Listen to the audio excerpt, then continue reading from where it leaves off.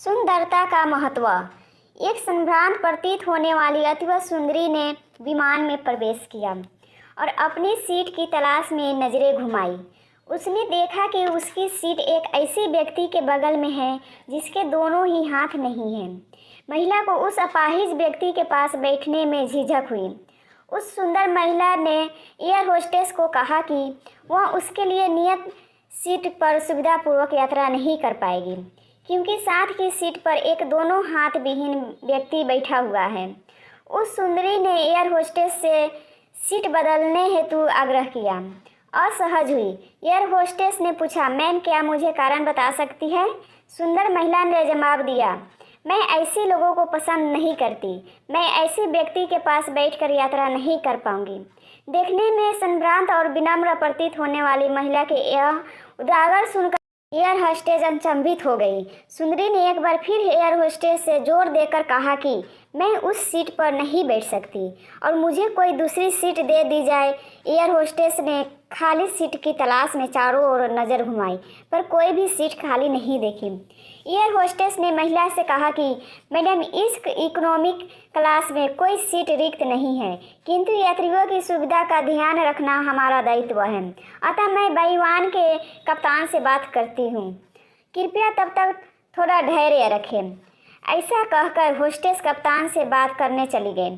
कुछ समय बाद उसने लौटकर महिला को बताया, महोदया, आपको जो असुविधा हुई उसके लिए बहुत खेद है। इस पूरे विमान में केवल एक सीट खाली है और वह प्रथम श्रेणी में है। मैंने हमारी टीम से बात की और हमने एक असाधारण निर्णय लिया। एक यात्री को इकोनॉमी क्लास से प्रथम श्रेणी में भेजने का कार्य हमारी कंपनी के इतिहास में पहली बार हो रहा है।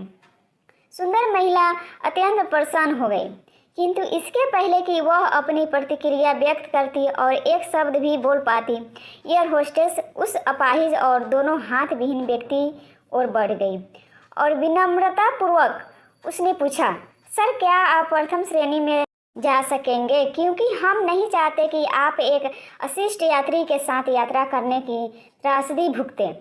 यह सुनकर प्रत्येक यात्री ने ताली बजाकर इस निर्णय का स्वागत किया। वह अतिवा सुंदर महिला तो अब शर्म से नजरें ही नहीं उठा पा रही थी। तब उस अपाहिज व्यक्ति ने खड़े होकर कहा, मैं एक भूतपूर्व सैनिक हूँ और मैंने एक ऑपरेशन के दौरान कश्मीर सीमा पर हुए बम विस्फोट में अपने दोनों हाथ खोए थे। सबसे पहले जब मैंने इन देवी जी की चर्चा सुनी, तब मैं सोच रहा था कि मैंने भी किन लोगों की सुरक्षा के लिए अपनी जान जोखिम में डाली और अपने हाथ खोए। लेकिन जब आप सभी की प्रतिक्रिया देखी तो अब अपने आप पर गर्व महसूस हो रहा है कि मैंने देश और देशवासियों की खातिर अपने दोनों हाथ खोए। और इतना कहकर वह प्रथम श्रेणी में चले गए। सुंदर महिला पूरी तरह से शर्मिंदा होकर सर झुकाए सीट पर बैठ गई। आशा करती हूँ कि आप सभी को ये कहानी पसंद आई होगी। पसंद आई है तो लाइक, शेयर एंड सब्सक्राइब जरूर करें और आप सभी को इस पर क्या राय है हमें कमेंट करके ज़रूर बताएं।